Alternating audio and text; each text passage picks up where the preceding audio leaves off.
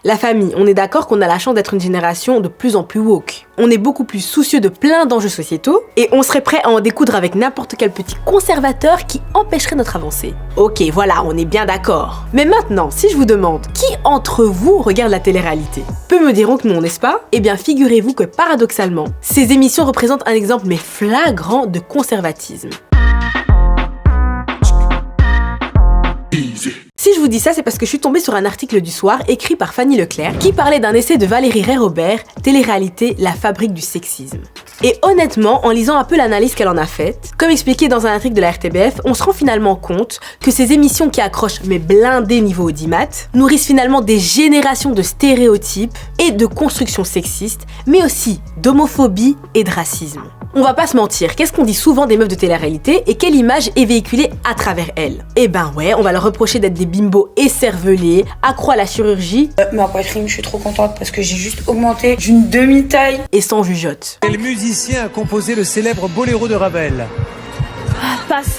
Et comme l'a très bien expliqué Valérie Rey-Robert, à cause de ça, quand elles seront victimes de sexisme, eh ben qu'est-ce qu'on va faire? Plutôt que de le condamner, on sera plutôt là à pointer leurs bêtises du doigt. Et on en arrive finalement à croire que c'est limite normal, vu que ce que veut bien nous montrer la télé-réalité, c'est que tout ce qui les intéresse à ces meufs-là, c'est les mecs. La preuve, c'est qu'en juin dernier, certaines candidates ont essayé de lancer un hashtag MeToo télé-réalité. Mais le truc, c'est qu'à part Mediapart et Touche pas à mon poste, peu de rédactions françaises s'y sont intéressées. Pourtant, pour des grandes actrices, tout le monde a mouillé le maillot.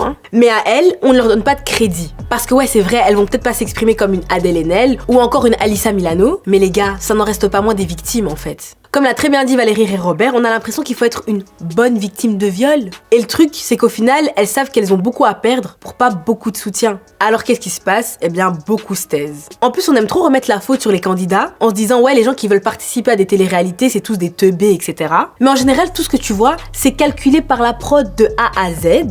Faut savoir une chose, c'est qu'une télé-réalité, je suis désolée de casser le mythe, mais il y a un scénario. Et c'est guidé par des volontés politiques. Bah ouais les gars, oubliez pas que tout est visionné, revisionné et monté. Donc quand tu vois des paroles ou des actes déplacés, dis-toi que c'est souvent fait exprès, sinon c'est juste parce qu'ils n'ont pas vu le problème, et là je peux te dire que c'est encore pire en fait. Pour ceux qui regardent un peu les Marseillais, vous vous souvenez quand Maëva Guénam elle avait traité Anissa de tête de chou-fleur? Même le CSA avait qualifié cette séquence de purement raciste. Mais t'as vu, au niveau de la prod, pas de problème, c'était normal, on diffuse tranquille. Et une fois encore, c'est pas du tout un hasard. Le sexisme, le racisme et l'homophobie sont les ingrédients parfaits pour faire vendre.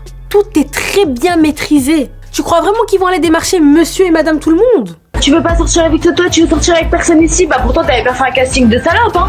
Suffit de te poser 2 minutes et t'auras vite remarqué que c'est toujours le même genre de profil qui revient. La meuf hyper féminine, hyper bien gaulée. Bref, la meuf que tu pourrais trouver dans une pub Car Wash, quoi. Une image de la femme très réac, on est d'accord. Et combien de candidates ne disent pas s'être senties obligées de faire de la chirurgie esthétique pour coller à la norme des autres? Et puis il y a d'autres trucs, comme le fait que tu comptes sur les doigts d'une main le nombre de noirs que t'as vu dans une télé-réalité, ou encore l'image du gay hyper stéréotypé qui joue la faux folle ou la bonne copine. Et puis écoutez, les mecs non plus ne sont pas épargnés. T'as soit le gros bouffon, ou encore le gros jaguar prédateur hyper masculinisé. Et qui bien évidemment ne touche jamais une assiette. Et ce qui est assez triste finalement, c'est qu'ils sont tellement matrixés qu'ils n'ont même pas conscience du gros bug qu'il y a dans cette industrie. J'ai trop kiffé l'exemple qu'elle a donné quand elle a parlé de Carla qui t'avait sorti Il a couché avec aucune femme et aucune n'était assez bien, moi j'ai su le retenir.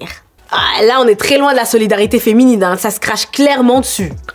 Et puis regardez les couples phares de la télé-réalité là. C'est toujours la même recette. Des couples hétéros qui ont tous le même parcours, t'as l'impression. Regardez, les tantis ont eu des gosses, se sont mariés, et tout le monde a suivi ce schéma, hyper traditionnel encore une fois. Après là je vous ai beaucoup parlé de télé-réalité en mode vie collective, mais c'est un peu pareil pour les autres comme les reines du shopping ou encore Koh-Lanta. Dans l'une t'as tout le temps le même genre de meuf hyper distinguée, genre blanche, mince, valide, qui va expliquer comment se saper convenablement à des candidates qui appartiennent aux classes beaucoup plus populaires. Une émission 100% féminine, disent-ils. Mais encore une fois, qu'est-ce qu'on montre? Des femmes mesquines qui se moquent souvent les unes des autres. Et puis dans l'autre, on critique une Kumba qui a simplement voulu monter une alliance entre meufs, alors que quand les gars sortent la carte de la solidarité masculine, personne parle. Bon après je vous dis tout ça, mais je pense que toutes ces choses, on le sait tous. Mais la télé-réalité nous en a tellement gavés que quand on les voit, on n'a plus tendance à mesurer leur gravité.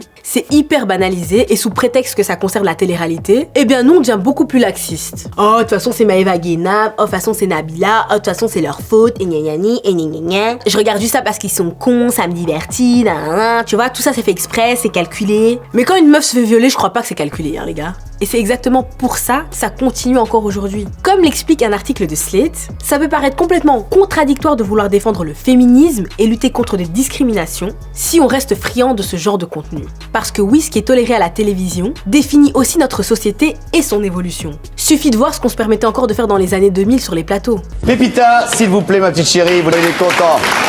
Vous pouvez rester avec Jean-Pierre, asseyez-vous à côté de lui, il va vous faire une petite place. J'ai pas de quoi m'asseoir. C'est dommage. Asseyez-vous là, ça va être joli. J'oserais pas. Asseyez-vous là, ça va être joli. Dieu merci, les choses ont changé. Mais quant à ce genre d'émission, on voit que la route est encore bien longue. Et toi, t'es plutôt télé-réalité ou pas du tout?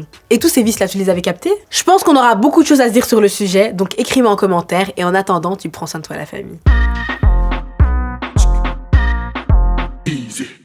Et non, c'est pas totalement fini, je suis encore là. Alors si t'as kiffé cette vidéo, n'hésite pas à lâcher un petit commentaire, ça fait toujours plaisir, un petit like et surtout n'hésite pas à t'abonner.